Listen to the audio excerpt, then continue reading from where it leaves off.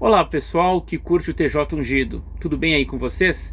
Já quero agradecer a todos que estão se inscrevendo no canal, peço que continuem dando aquele like também para nos ajudar a crescer mais.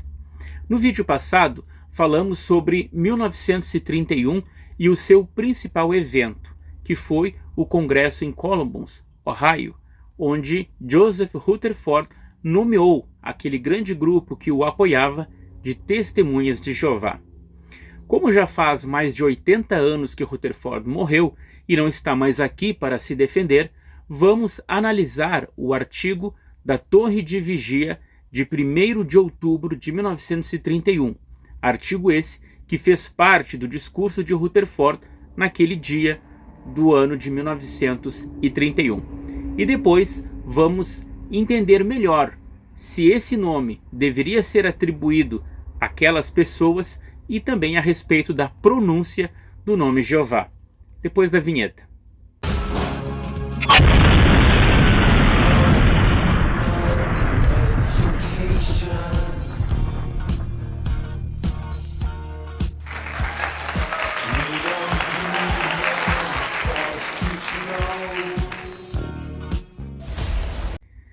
O artigo da Torre de Vigia de 1º de outubro de 1931 chama-se Um Novo Nome. E o texto base é Isaías capítulo 62, versículo 2, no qual Deus prometia ao seu povo dar um novo nome. Rutherford vai abordar esse texto diversas vezes ao longo do artigo. Ele começa dizendo: Jeová enfatizou o fato de que ele tirará um povo para o seu nome e que, quando retirados, estes devem mostrar os seus louvores e não os louvores de alguma criatura ou organização formada por homens. Interessante, né? Apesar da sociedade Torre de Vigia ser uma organização formada por homens, Rutherford é contra essa ideia de o nome refletir a uma organização assim. Para ele, o fim não deveria chegar sem antes haver uma classe designada por Deus, distintamente marcada como suas testemunhas. E isso bem no fim da organização de Satanás, escreve Rutherford. Então, para ele, estavam bem no fim dos tempos. Daí ele diz que muitos grupos se chamavam cristãos, mas ninguém é cristão a menos que seja ungido por Jeová Deus. Cita por nome vários grupos desses e diz que todos estão alegando ensinar a verdade e nenhum deles está dando honra ao nome de Jeová Deus. Rutherford então menciona Russell como alguém fiel a Deus, que proclamava a verdade revelada pelo Senhor, e os que estavam com ele eram chamados de russelitas, auroristas do milênio, estudantes internacionais da Bíblia.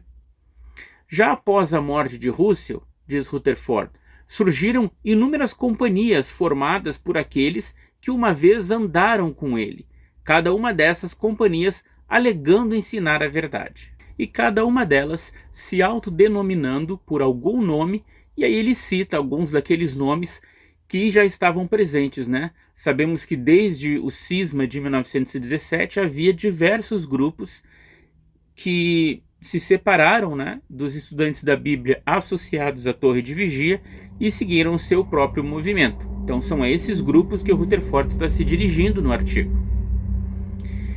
E ele dizia que tudo isso causava muita confusão, obviamente, né? Ele escreve: parece razoável que Jeová deixa claro quem está dizendo a verdade.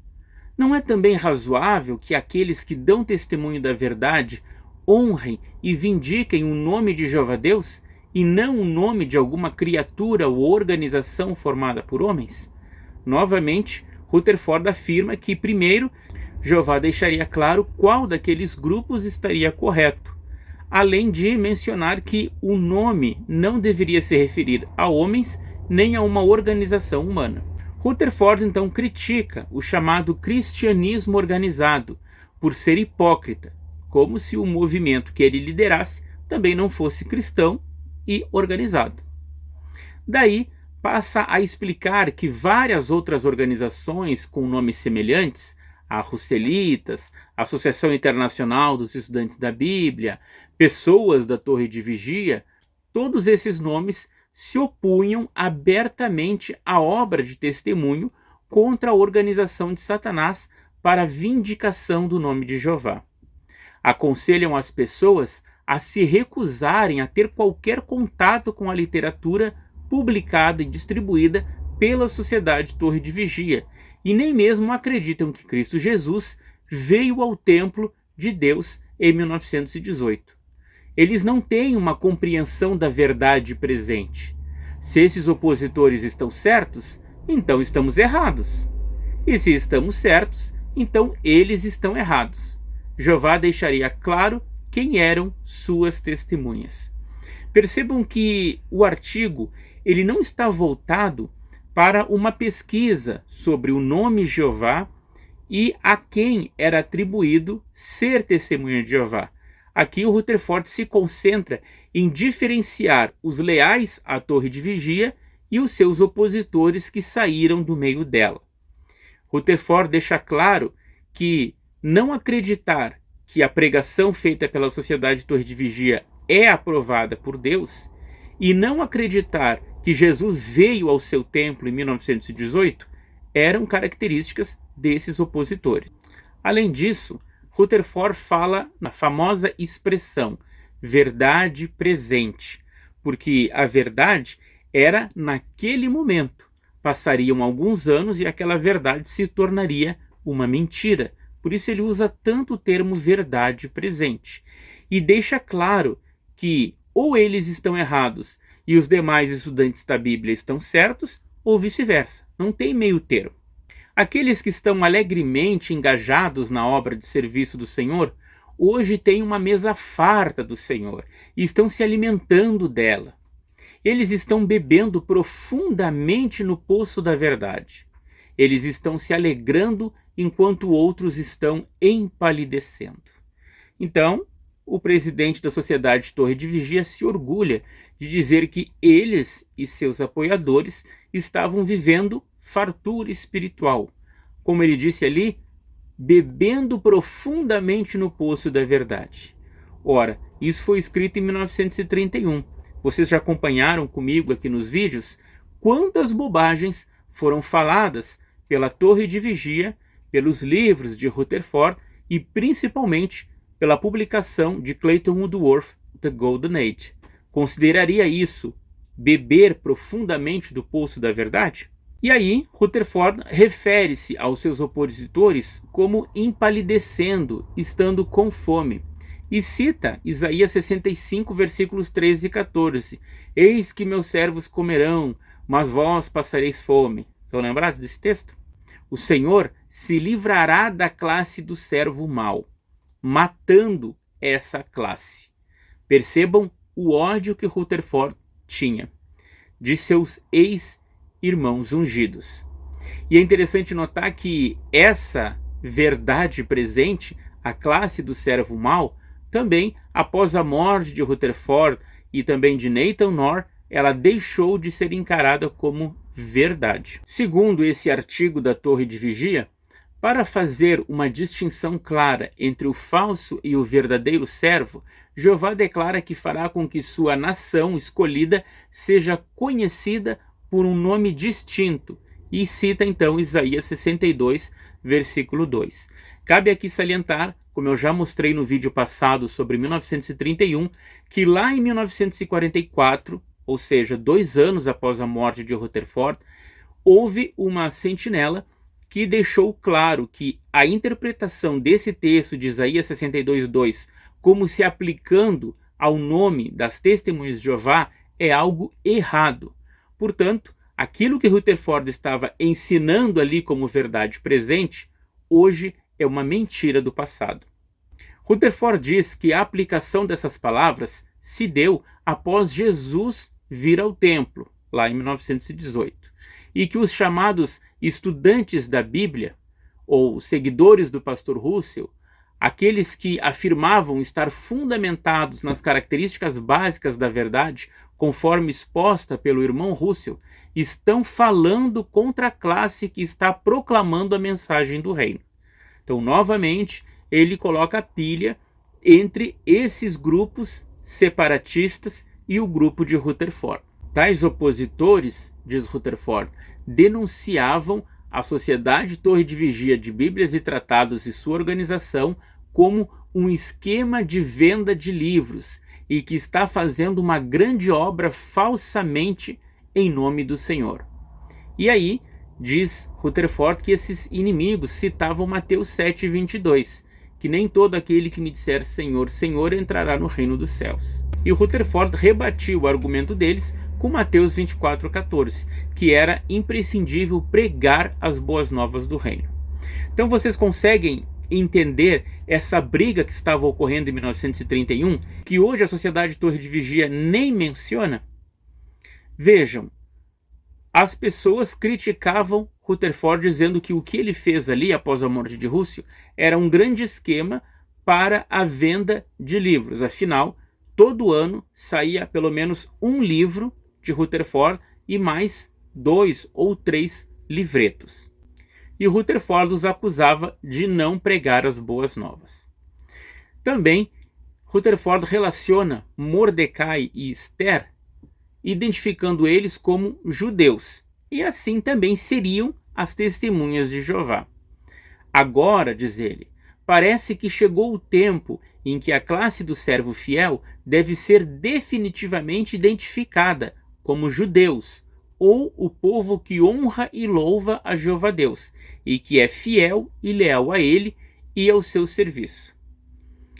Então, sabemos que desde 1917, em especial com Paul Samuel Johnson e os 4 diretores da Sociedade Torre de Vigia que foram demitidos após o lançamento do Mistério Consumado, foi aumentando cada vez mais o número de pessoas que saíam da Torre de Vigia.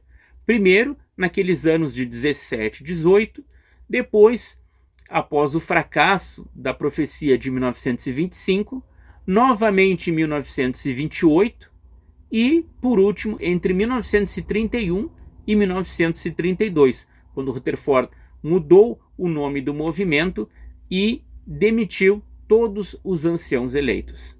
No final dos anos 30, essas questões seriam levantadas e debatidas novamente, só que agora com o apoio de 2 pessoas que eram da liderança da Torre de Vigia. Em 1937, Walter Salter, e em 1939, Olan Moyle. Na página 294, Rutherford aplica aos estudantes da Bíblia leais a Russell o texto de Apocalipse 3:9, que diz: Veja o que farei com aqueles que são sinagoga de Satanás e que se dizem judeus e não são, mas são mentirosos. Farei que se prostrem aos seus pés e reconheçam que eu o amei, tirando o texto do contexto, porque ali se falava sobre os cristãos da congregação da Filadélfia no 1º século. E estava usando essa interpretação como pretexto contra os demais estudantes da Bíblia. Também ele faz isso em Apocalipse 2:17, onde Jesus se refere à congregação de Pérgamo e lhes promete um seixo branco, uma pedra branca, um novo nome escrito nessa pedra, o qual ninguém conhecia, exceto aquele que recebesse esse nome. O Senhor dá a conhecer 2 classes, diz Joseph Rutherford. Uma, a classe infiel e comprometedora, e a outra, a classe fiel e verdadeira, e ele separa uma da outra. A classe verdadeira toma uma posição firme contra cada parte da organização de Satanás e se declara enfaticamente ao lado do Senhor. E aí ele cita o livro Luz, volume 1, páginas 25 a 27. Então Rutherford começa ali já a lançar a base para aquilo que ele revelaria em 1932, que o Israel de Deus, o Israel espiritual, não eram mais os judeus naturais, que isso era uma verdade naquele tempo. Agora o Israel de Deus seriam as testemunhas de Jeová. Continuando o artigo, o significado do nome Jeová foi revelado pelo Senhor ao seu povo, somente após a vinda do Senhor Jesus ao templo de Deus. Agora, os fiéis veem que o nome Jeová significa seus propósitos, particularmente para com o seu povo e, em geral, para com toda a sua criação. Mas aqueles que se opõem à proclamação da verdade presente não aceitam esta explicação do significado do nome Jeová agora e não entendem o verdadeiro significado do nome Jeová. Eles não recebem a pedra branca e, portanto, não têm designação oficial de Jeová e não existe um relacionamento confidencial entre eles e Jeová e não têm meios de comunicação com ele por meio de sua palavra.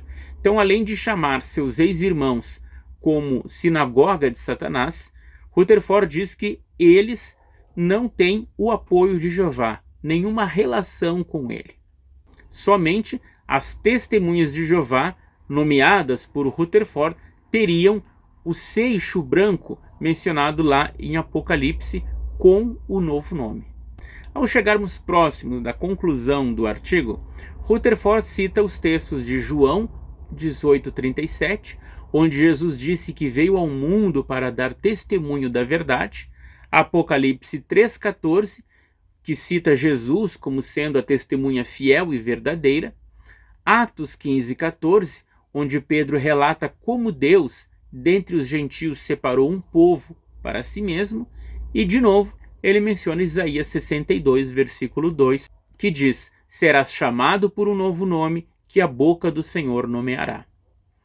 Esses textos provam que quando Cristo Jesus aparece no templo de Jeová e encontra tais fiéis, ele os torna parte de sua organização e os convida a entrar na alegria do Senhor e a participar da vindicação do nome de Jeová, e que tais são os únicos comissionados para representar a Jeová e transmitir sua mensagem, e que estes são testemunhas de Jeová e Jeová assim os nomeia.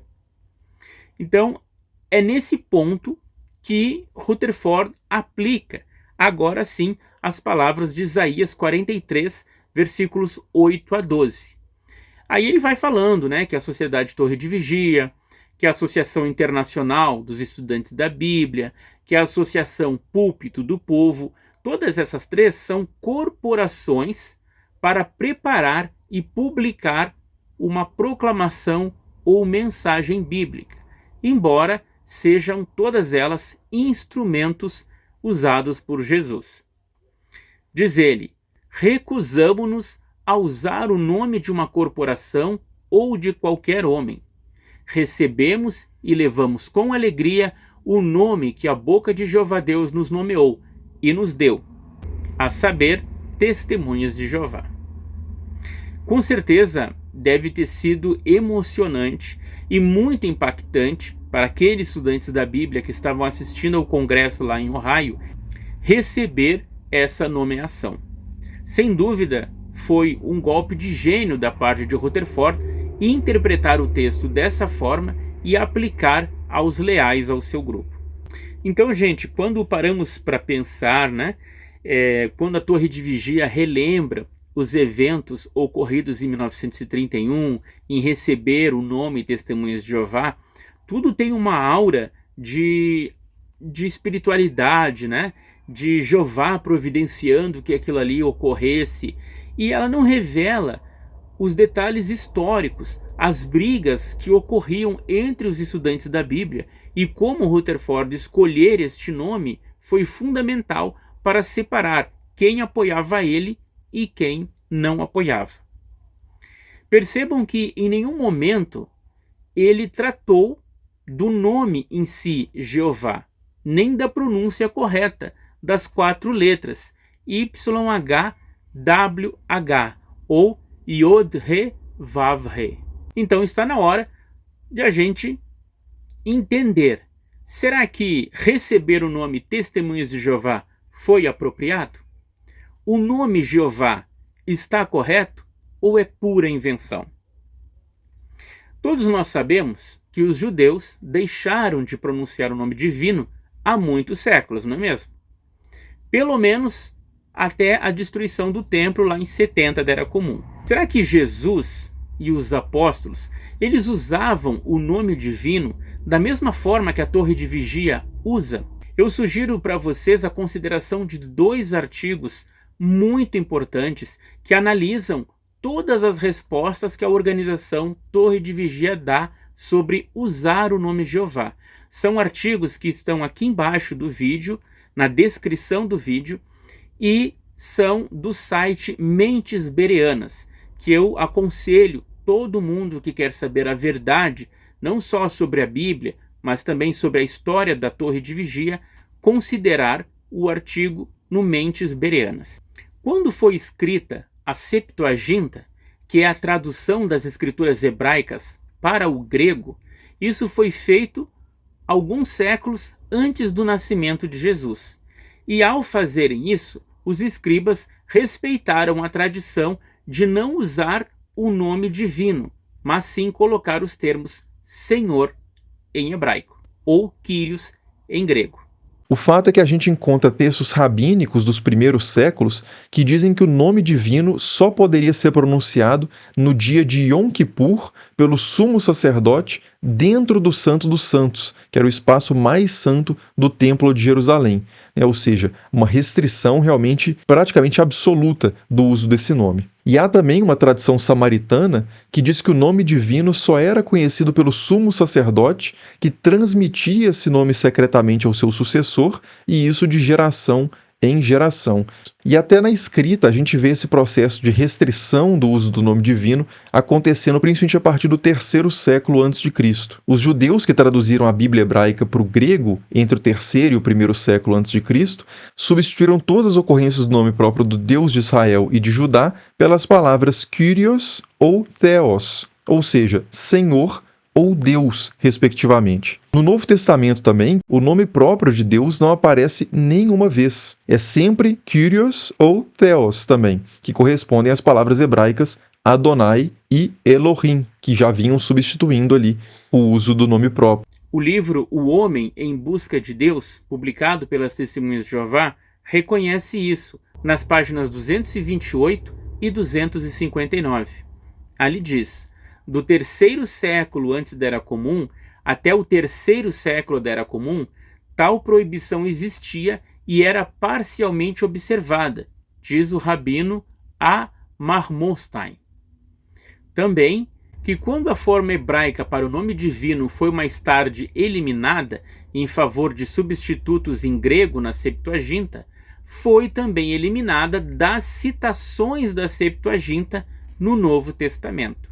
Mas a Torre de Vigia sempre insistiu que Jesus pronunciava o nome de Deus, embora nunca vejamos isso nas escrituras gregas ou Novo Testamento.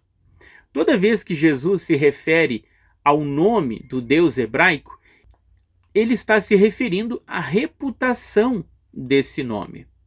Mas, na hora de ensinar os seus discípulos a orarem, Jesus não usou o tetragrama, mas sim uma expressão que todo filho usa para o seu pai. Ele disse: Nosso Pai no céu, santificado seja o teu nome. Além do mais, os judeus e também os fariseus nunca acusaram Jesus de pronunciar o nome divino, algo que na época era completamente proibido. Sobre João capítulo 17, versículo 6 e o versículo 26, que diz: Tornei o teu nome conhecido aos homens que me deste do mundo, eu tornei o teu nome conhecido a eles e o tornarei conhecido. Em toda a oração de Jesus registrada ali no capítulo 17, ele nunca pronuncia o tetragrama. E a sentinela de 1º de novembro de 1973, na página 643, reconhece isso. Ela citou ali as palavras do comentarista bíblico Albert Barnes sobre João 17, versículo 6. Diz essa sentinela: a palavra nome, lá em João capítulo 17, inclui os atributos ou o caráter de Deus. Jesus dera a conhecer o seu caráter, a sua lei, a sua vontade, seu plano de misericórdia. Ou, em outras palavras, revelara-lhes Deus. A palavra nome é muitas vezes usada para designar a pessoa.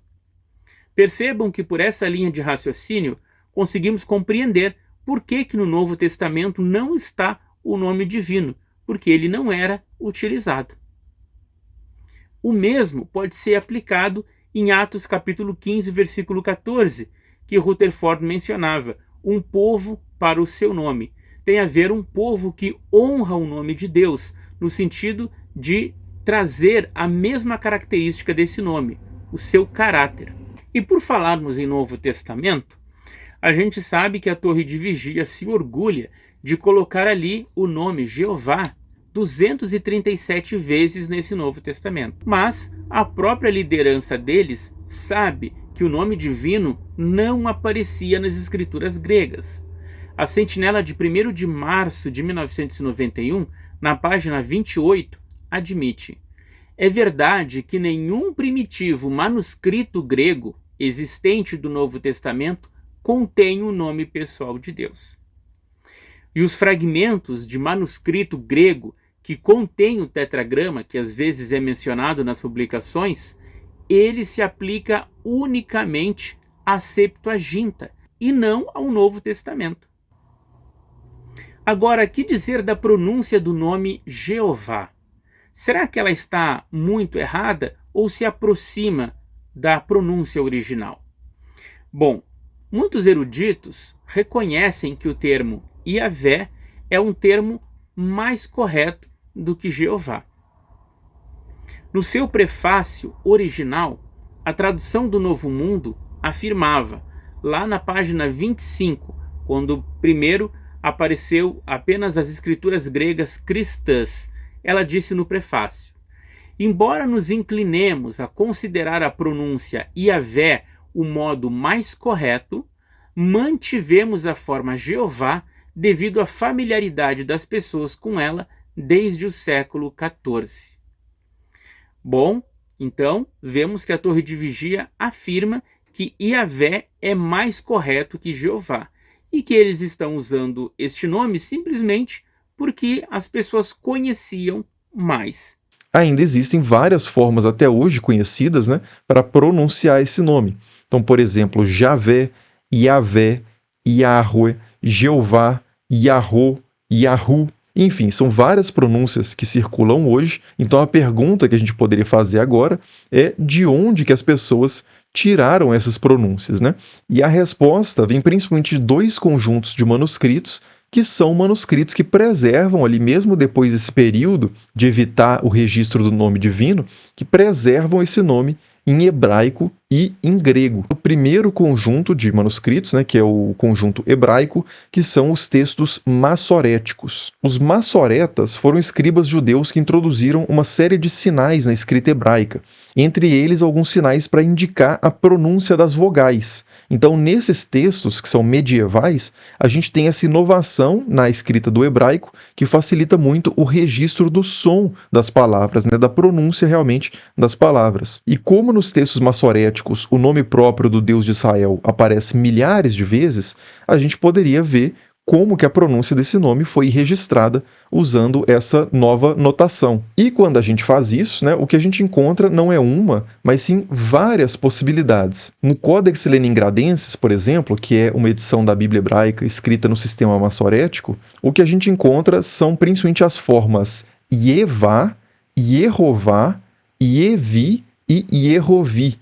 É daí, inclusive, que vem a forma Jeová, que é usada muito hoje, né? Vem desse Yehová. O problema é que os estudiosos hoje concordam que essas marcações vocálicas que a gente encontra nesses exemplos que estão aí na tela não deveriam ser entendidas como as vogais do nome divino propriamente, mas sim que elas indicavam que outras palavras deveriam ser pronunciadas no lugar do nome divino. As formas Yevá e Yehová, por exemplo, indicariam que a palavra Adonai, que tem essas vogais, deveria ser pronunciada. Já as formas Yevi e Yehovi indicariam que a palavra Elohim, que tem essas vogais, deveria ser pronunciada. Isso, né, mais uma vez, naquele espírito de evitar a pronúncia do nome. E outra coisa, né, mesmo que o texto massorético indicasse realmente as vogais do nome em si, isso não seria garantia de que essa ou essas, né, já que tem formas diferentes aí, tivessem sido realmente as pronúncias do nome divino desde sempre. E como os textos maçoréticos, então, não matam essa questão da pronúncia, a gente pode tentar outro recurso, que é ver como que autores que escreviam em grego na antiguidade e, consequentemente, usavam um sistema de escrita que representava as vogais, como que eles escreveram o nome do Deus de Israel. E quando a gente vai para esses textos gregos, mais uma vez, a gente encontra uma diversidade de notações do nome divino. No primeiro século a.C., por exemplo, um autor chamado Diodoro Sículo escreveu o nome desse Deus com as letras iota, alfa e ômega, ou seja, algo como Yaô. Essa mesma grafia aparece em alguns textos em grego também que foram encontrados entre os manuscritos do Mar Morto e que datam ali do 3º ao 1º século a.C. Mais tarde, Irineu de Lyon também escreveu o nome com iota, alfa e ômega, enquanto Clemente de Alexandria e Orígenes de Alexandria já usaram essas formas aí que você está vendo aí na tela. Depois Porfírio usou essa e Epifânio usou essas.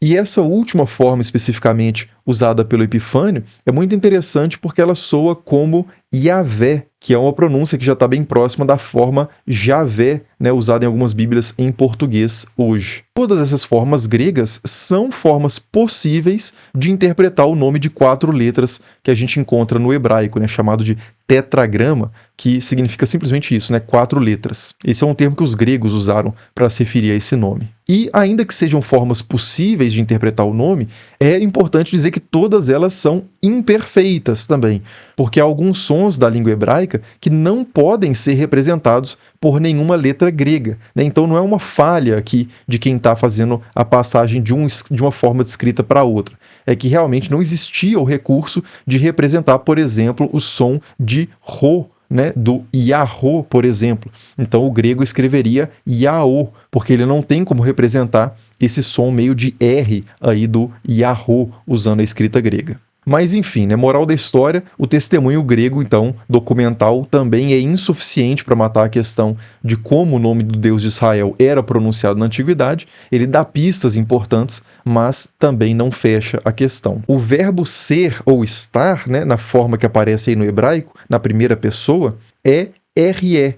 Eu sou ou eu estou, ou eu serei, ou eu estarei. E há essas possibilidades aqui porque não há um tempo verbal específico para o presente no hebraico e também não há uma distinção entre ser e estar, né? O contexto é que vai definir. E esse mesmo verbo na terceira pessoa é irie. Então uma leitura desse texto seria de que o nome divino significa ele é, ou ele está, ou ele será, ou ele estará, que ocorre em paralelo aí no texto com o eu sou, ou eu estou, ou serei, ou estarei, que é dito antes. Então, se a ideia for realmente essa, a pronúncia do nome divino teria que ser parecida o suficiente com a pronúncia do verbo ser, estar na terceira pessoa, irie, para que esse jogo de palavras fizesse sentido, né? Para que Deus dissesse primeiro eu sou, rie, e depois irie, ou algo parecido com isso, como Yahweh.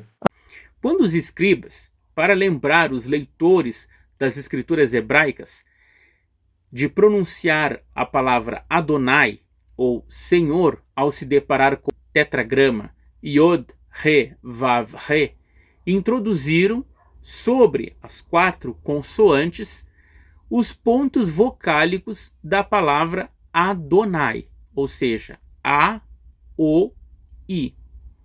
As vogais colocadas ali, elas não eram as do nome divino, mas sim da palavra Senhor, Adonai. Com o tempo, os tradutores colocaram essas vogais de outra palavra como se fossem as originais do nome de Deus. E foi assim que o nome Jeová foi criado, com as consoantes do nome divino mais as vogais da palavra Senhor.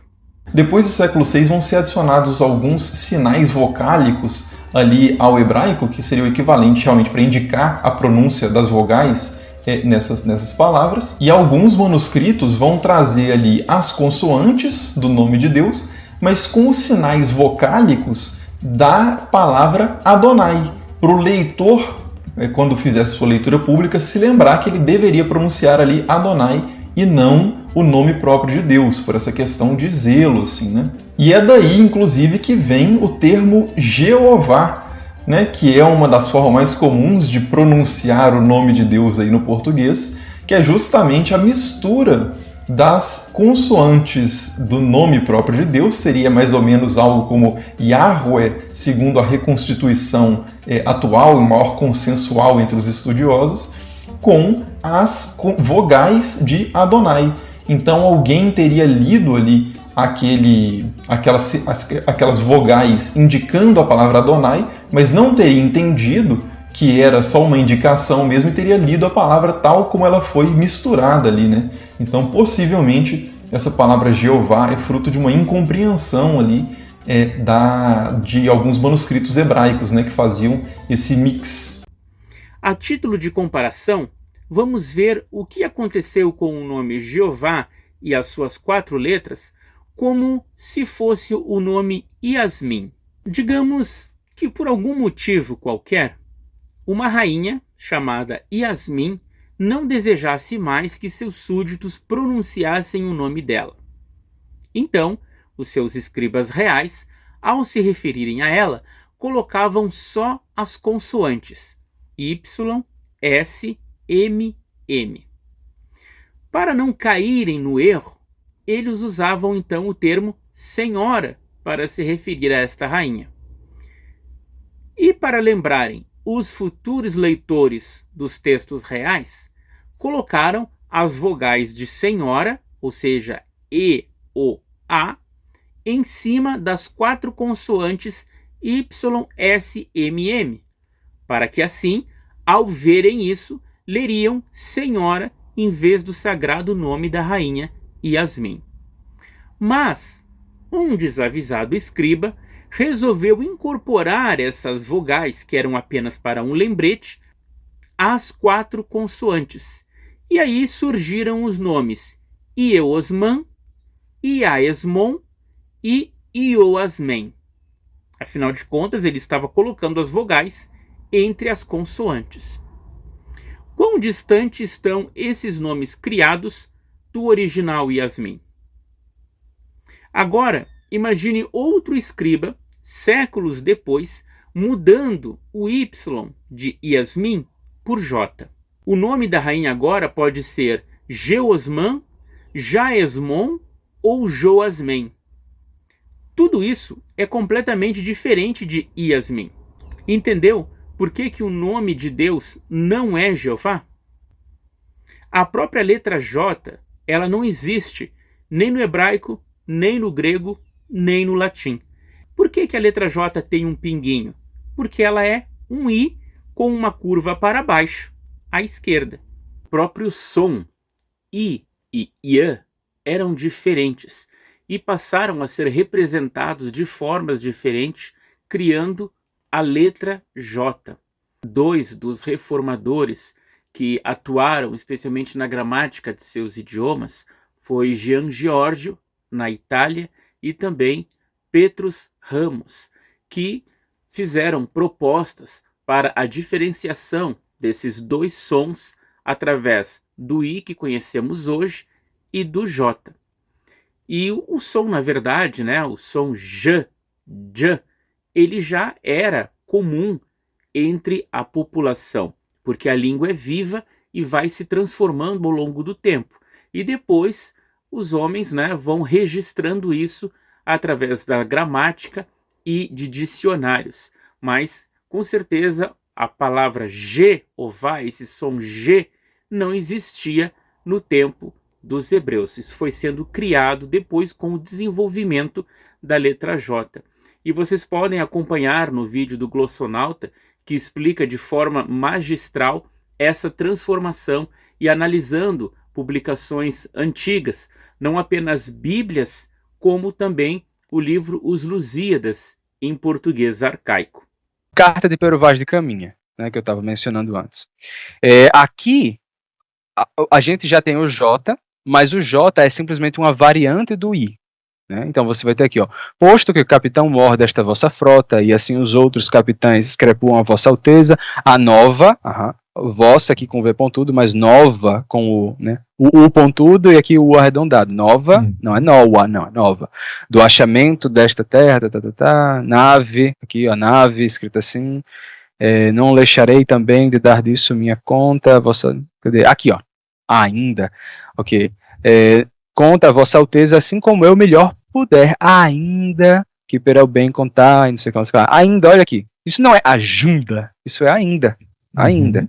Tá? E por quê? Não existia, a letra J, ela era somente uma variante da letra I. Às vezes aparecia o I curto, às vezes aparecia o I alongado. Era só uma variação de estilo. De estilo, nada mais. Nada mais. Ó, ignorância aqui, ó. Ignorância, ó, não é ignorância. Aqui temos um ignorância, né, pronunciado assim. Temos um vi, aqui ele vi, do verbo ver, eu vi. Aquilo que vi, aqui ele jogou um Y, tá? Que também estava em variação livre. Aqui com Y, darei com Y. Às vezes aparece I, às vezes aparece J, certo? Então, como vocês podem ver aqui, né? Então, o J, ele era simplesmente uma variante da letra I. Às vezes aparecia I, às vezes aparecia J, nada mais. Mas o som de J já existia. Uma palavra como jeito, ela às vezes aparecia escrita com I, às vezes ela aparecia escrita com G. O que isso indicava? Indicava que o I estava representando um som de J. Já era jeito, as pessoas não diziam ieito, elas diziam jeito. E mesmo quando não havia J, as pessoas não diziam Jesus, elas diziam já Jesus. O som já tinha aparecido há séculos, há muitos séculos. O som, a variação de I para J aconteceu gradualmente, né? Tipo, ya, ja, ja, ja, ja, ja, ja, ja. E aí você teve essa variação, assim como teve Tiago, Tiago, você ia ter Jesus, Jesus. Certo? Então a letra J não foi inventada por um cara lá naquela época que aí vai mudar a pronúncia da palavra para ocultar como era a palavra original. Não, isso não aconteceu. O processo de mudança foi esse como eu mostrei. A variação de I e J era comparável ao que a gente tem como a variação do A que a gente vê hoje dessas duas formas. Tá? Então o I e J era mais ou menos uma coisa assim. Não era J, isso era só um I esteticamente diferente, nada mais. Até que começaram a ter a ideia de, nós temos dois sons diferentes. E se, já que temos duas formas diferentes da mesma letra, se por acaso a gente usasse uma forma da letra para representar cada som? E aí surgiu a ideia do I vogal e I consoante com duas formas diferentes. Tá?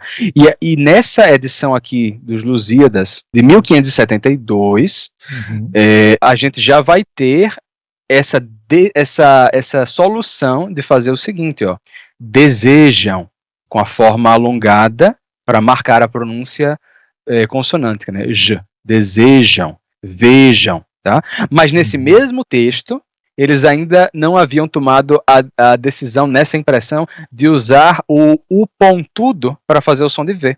E aí, duvidosos aparece assim, ó. Duvidosos. Então, eu tenho aqui um Almeida, edição de 1681, tá? Escaneada. Esse daqui, ele já separa ele usa tanto o J como o V da forma que a gente... Ó, esse daqui é, né, 1681, já século XVII, ele vai fazer, ó, ajuntando-se uma grande companhia e vindo a ele de cada cidade, disse por parábola. Esse daqui é um dos acusados de inventarem a letra J. Tá? Como eu mostrei para vocês, ele não inventou, a letra J já estava aí, ela aparece aleatoriamente com o I, só que alguém teve a seguinte ideia, tá, se a gente tem duas formas para o I, e às vezes o I apresenta sons diferentes, por que não usar cada forma para um som diferente? Então esse daqui é um dos acusados de inventar o J e deturpar tudo e esconder os nomes verdadeiros. É o Gian Giorgio Trissino. Também tem o outro lá que é o Petrus Ramos, né, Pierre de la Ramée. Mas ó, esse daqui, o que ele está propondo? Ele está dizendo, olha, a gente tem um som de I, a gente tem um som de Y. Assim, semivocálico. A gente não diz aiutare, e sim aiutare.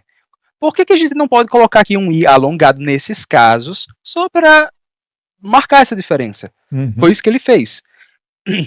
E o uso da letra nem era ajutare, era aiutare, como é em italiano. Aí, o que aconteceu? Viram que esse sistema era altamente eficaz, eficiente, era bom para escrever. E aí em português pensaram, nossa, é verdade.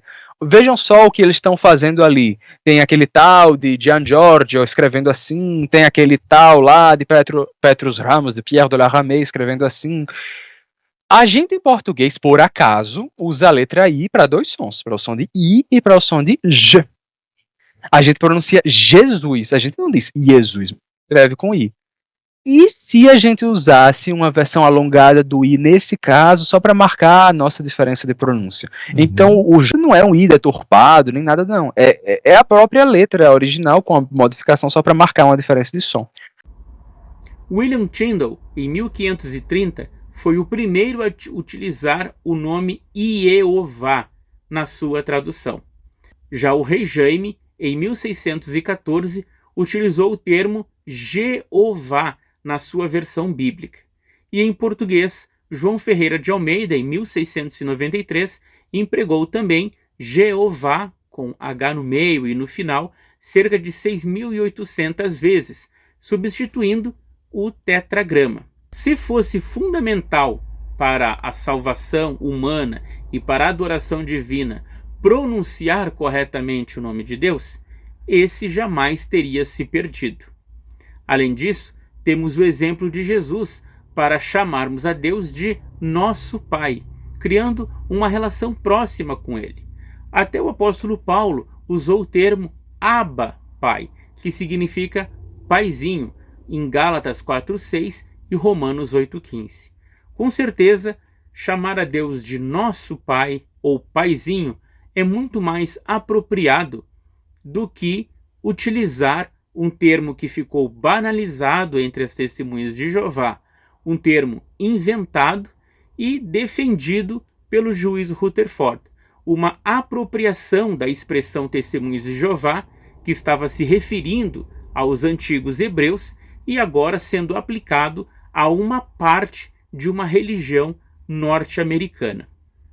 Mas mesmo sabendo de tudo isso, eu te pergunto, o que será que aconteceria se você passasse a falar o nome Javé ou Iavé em vez de Jeová dentro do salão do reino?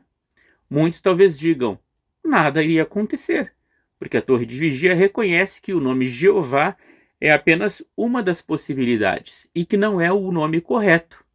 Mas experimente usar no ministério de casa em casa ou através de um discurso na tribuna e você sentirá a ditadura do corpo governante, mesmo sabendo que o nome Jeová foi inventado e a sua pronúncia é muito diferente do que era nos originais.